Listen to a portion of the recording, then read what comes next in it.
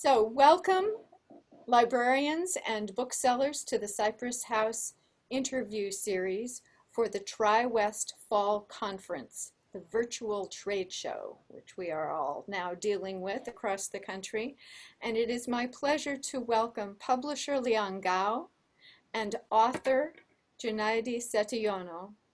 He's the author of Dasamuka, which has been not named as a finalist by the Indonesian Ministry of Education for their 2020 Literary Award in Fiction.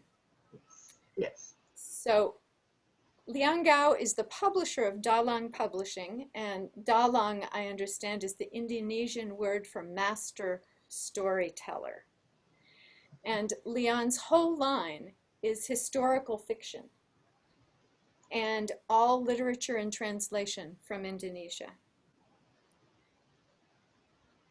All of the books are available from Ingram and from Baker and Taylor, and you can find out more information at dalangpublishing.com. And here we are in this weird COVID virtual time, but it gives us the opportunity to speak across thousands of miles. Author Jun is speaking to us from Indonesia, and I understand he got up really early in the morning in order to join us. So, Lian, would you tell us more about Dalang Publishing and your general mission? Well, Dalang Publishing is basically a publisher of historical fiction because I feel very strongly about bringing to the surface issues that have been kind of buried, and they need to be dealt with and they need to be looked at. Not that we can change history, but we certainly can prevent bad things that happened in the past to repeat themselves in the future. So how would you describe Dasamuka for someone who's unfamiliar with the literature? Well, it is a it deals with a very interesting part of history that is seldom revealed. People usually talk about the Dutch colonialization in general, but there was a 10-year intermezzo there from the British, and Dasamuka deals with that particular story, which is also the prelude to the Java War, to the Diponegoro War, which is very much mentioned in history, and depending on which side of the table you sit, you get the story. So that's what that is, and yeah. Okay, and so the background story for Dasamuka, I understand it takes place in the early 1800s? Yes. Wait. So my first attraction to the manuscript was a time period, as I said, that covers the 10 years British intermezzo in the 350 years of Dutch colonization of Indonesia. So June's narrator is a Scottish scientist on assignment in 1811-ish Java. And through the book, the reader experiences the perils of colonialization as well as the patriarchy and court intrigue in Indonesia, which was then known as the Netherlands East Indies. So then the next what intrigued me was Setiyono's poetic language and his knack of coming up with unique metaphors in the rendering of his characters and his description of landscape. So what I'd love to hear a little section of the book, both in Indonesian and in English. Can you help us set the scene? Yeah. So I wanted to insert one more thing here, and that is that when I compared this novel with other historical novels I've read in English, what I found very interesting was the universal similarity of court intrigue and loyalty and betrayal. It was like reading Desiree, you know, Napoleon Bonaparte, or Catherine the Great, which then you get really thick into the English court intrigue and whatnot else. Yeah. Or even Hamlet, you know, it's all the same. The way they betray each other and the way they weave this terrible, terrible web and everybody gets caught in it, it is the same. It's very universal. Right. So to give you a sense of June's force, we will read then a short passage of the original and the translation. And in the scene, Danar, the main character, has kidnapped his wife from the Sultan's palace and flees in a horse-drawn carriage from the area. The couple is accompanied by Den Bayana, the Javanese guide of the narrator, and as well a close friend of Danar. The escape is intercepted by a dispatch from the palace, and during the encounter, Danar's wife is shot dead. Then Bayana then watches Danar bury his wife. So June, take it away. Danar melangkah tersaruk-saruk menjauhi kereta. Tampak dia membopong tubuh istrinya yang terbalut jarit-jarit kesayangannya. Dia berjalan tertatih-tatih, membelah tanah persawahan, menuju pohon kantil yang berada di tepi sawah. Di bawah kerindangan dedaunan, Danar membaringkan tubuh Roro Ireng. Beberapa saat dia berlutut di sampingnya. Kemudian perlahan dia bangkit dan mulai berjalan mengitari jasadnya. Dan Wahyana terhenyak saat Danar menengadahkan wajahnya, memekik parau dan meninju udara kosong di atasnya dengan tangannya yang terkepal. Untuk telinga Den Wahyana, pekikan liar Danar itu tiada beda dengan raungan murka binatang luka. Awan yang berleret-leret seperti jajaran tombak perlahan menggembung dan mengubah dirinya menjadi gelembung-gelembung raksasa. Bulatan-bulatan yang kemudian berangsur menyatu itu perlahan menutupi birunya langit. Kelabu pun berkuasa, mendung pun menggelayut, menemaramkan pepohonan dan persawahan.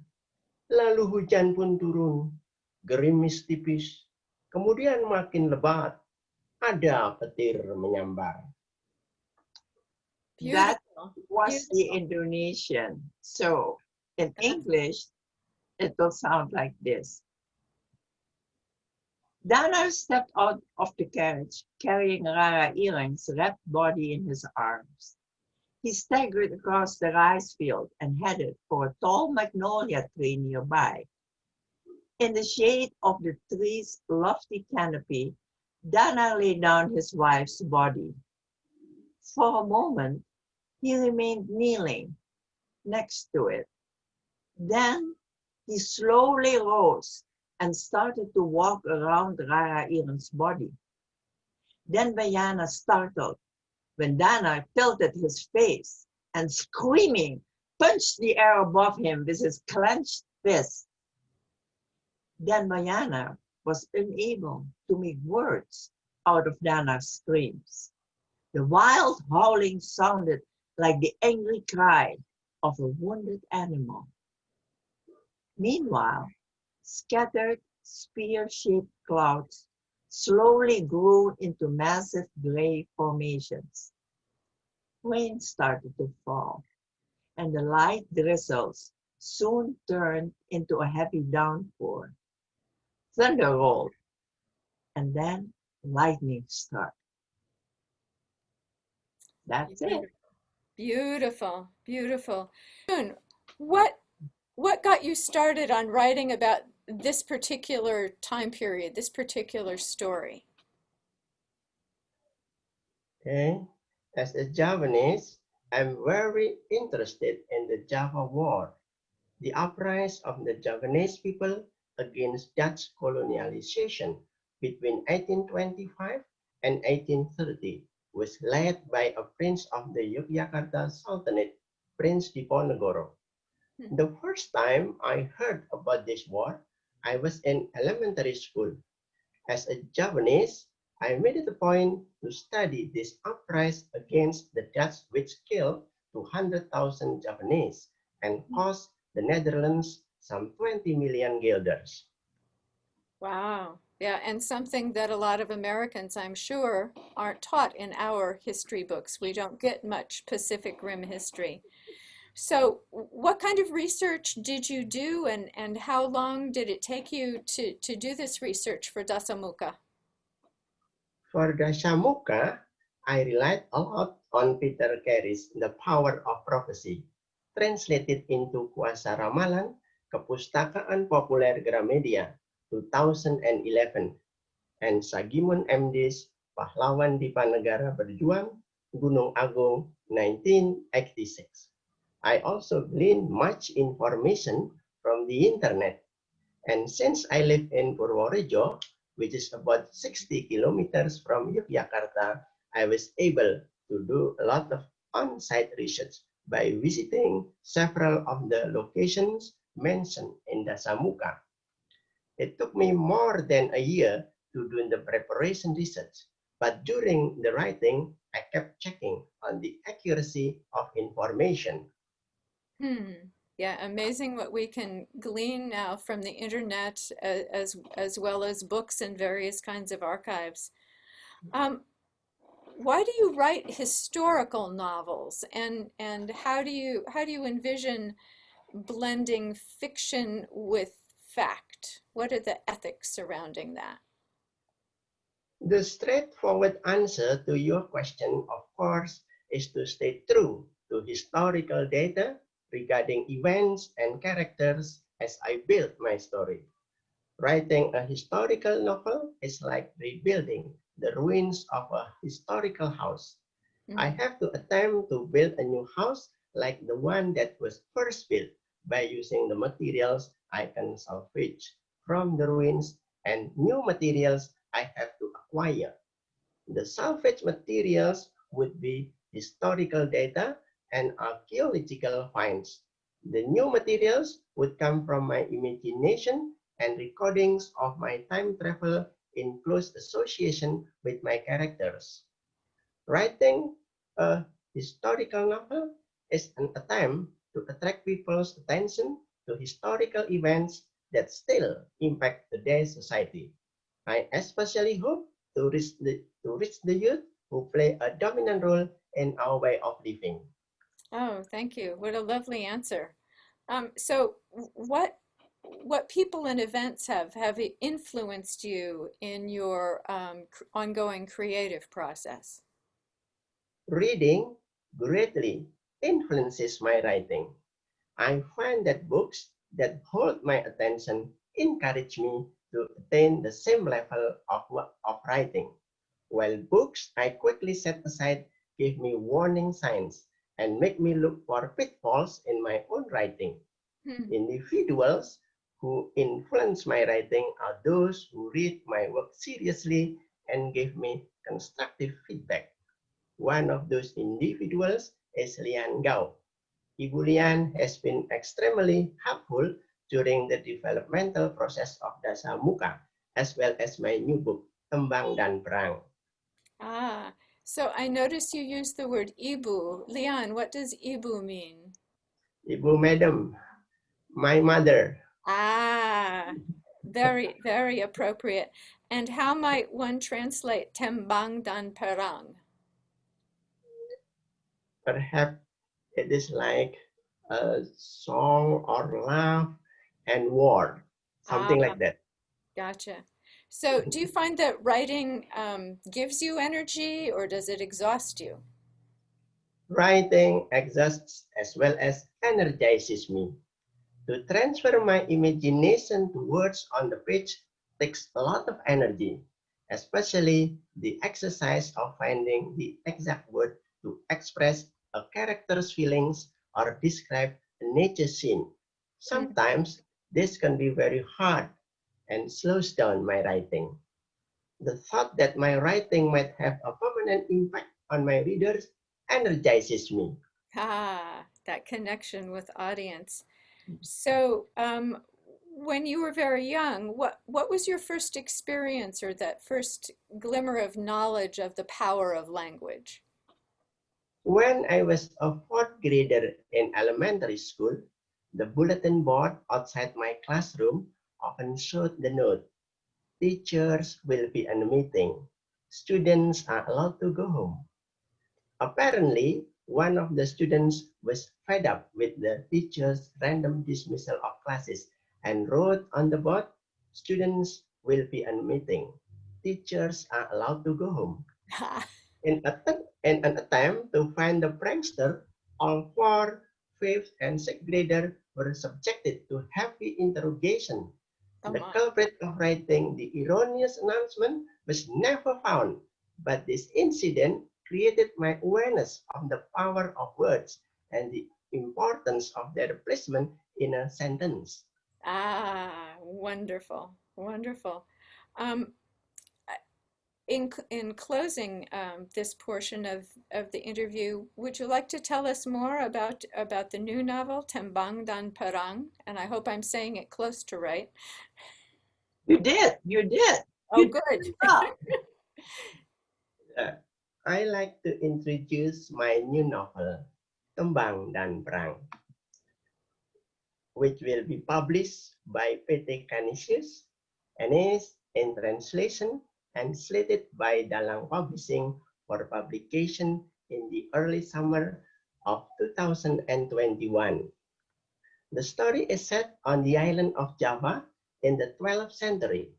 It is based on one of the stories in the Panji cycles. Hmm. These widespread stories are the only stories that originated from Indonesia and in October 2017 were recorded by UNESCO in their collection Memory of the World. Hmm. Tembang dan Perang tells the story of Prince Panji and the merge of the Jenggala and Kadiri, two powerful kingdoms in Central and East Java during the 12th century. In this story of love and war, I have tried to emphasize how powerful and enduring love is, especially when set against the follies of war. Oh, I look forward to reading it then. That's a beautiful illustration behind you. Thank you. So, You're very welcome. Leon, I have a few questions for you. How did you come to choose historical fiction for your list? Well, I have always been intrigued by history. And since I grew up during colonial times, I unfortunately was never told anything that had to do with the real Indonesian history. Ah, And historical data that I was fed was basically all coming from the colonialist point of view. Like, for instance, until I was 70 and really, started studying that time period of the Diponegoro War, thanks to June, um, I always thought that Prince Diponegoro was a horrible villain, that it was all his fault. He was a just, unaccountable, an irresponsible rebel, and he wound up all these Japanese people, and as a result, they got killed. It was all his fault. They never spoke about the betrayal by which they captured him. I was never told that.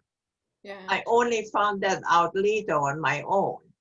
I think that's one of the gifts of historical fiction, because you have a number of historical novels in the Dalang Publishing line. They are all historical novels. Right. All my books are, yeah. Yeah, and each one gives a different view through the characters of historical time periods. So we're able to, if we read all of them, as we're encouraging everyone to do, then we get a much richer picture of Indonesian history. So how would you describe the Indonesian language and its difference from English? And is Javanese the same as Indonesian? Well, no, Japanese is an Indonesian dialect per se. We have some, I think, 350 dialects, Jun? Yeah? It's about. Yeah, benar ya? Yeah. We have 17,000 plus islands. It's not just Java. We are noted by 7 areas, but and we have to deal with all those languages. And that is why I think it was wonderful when President Sukarno, our first president, declared Bahasa Indonesia to be a formal language, a language by which all of the 17,000 plus islands would be united, because all of us would be able to speak this one language and understand each other. He too understood the power of words. So, what's very interesting about that is that you remember the Grimm brothers of German literary history. Of course. They were also very politically oriented, and they created a lexicon because they wanted to unify the city-states of Germany via language. Yes. So that was several generations ahead of Sukarno. But interesting how the power of language to unify as well as to separate us. Yes, because I myself have gone through the trauma of losing a language twice. I grew up and I still claim it to be my mother language because I still count in Dutch. And so when I started to go back to my writing and I found I could not write anymore in Dutch, it was like I was dumbstruck. And it took me quite some time to deal with that and get over it. Right. You know, so yeah. As far as the Indonesian language is concerned, it seems that its construction is very different from English, and from the tiny sliver that I know about it, for instance, isn't a plural the repetition of the word? It is. I think the main difference between the English and the Indonesian language, working with it in translation, is that the Indonesian language has no tenses. It is very melodious. It's very descriptive. Now, when one translates that into English, it can, and you don't work it, then it will come off as wordy. Right. And going and being scattered all over the place. You know, and the English translator really has to be very aware of time and place, because it is his job to put that in proper prospect. Because in Indonesian, it's just, well, to use the past tense, they will bring in the word yesterday. Well, if it is yesterday, it's automatically past tense. But that doesn't happen automatically in English. Got it. Got it. Interesting. Yeah. Interesting. Russian has some of the same similarities. It doesn't really have a subjunctive, I understand. You just add the word li and put it in different parts of the sentence in order to create the subjunctive with the emphasis where you want it. Yeah. Yeah. Yeah. Interesting. Interesting. So I want to thank you both very much and congratulations on the book being a finalist. And we look forward to hearing the news come November from the Indonesian Ministry of, is it the Ministry of Culture? Oh, thank you very much. It's the Ministry of Education. Ministry of Education. Okay. And Cultural Affairs. Okay. Well, if the book wins the award, then we'll come back and do another interview. So I encourage booksellers and librarians to please visit dalangpublishing.com or to buy the book via Baker and Taylor for libraries and educational institutions, and Ingram for bookstores and libraries.